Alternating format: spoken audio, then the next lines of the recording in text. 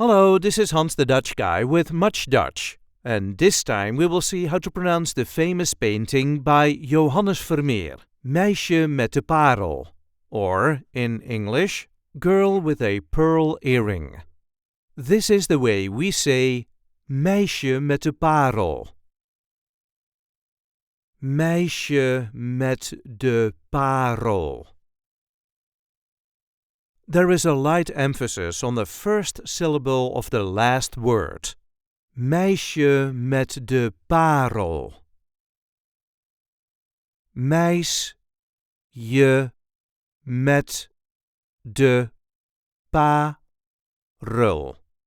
Meisje met de PArel. Meisje met de PArel. I hope this video was helpful. You can help us by liking it and by subscribing to our channel. We also have memberships available with perks such as requesting words and sentences. And we do have plenty of other content here, so be sure to check that out too. Tot ziens!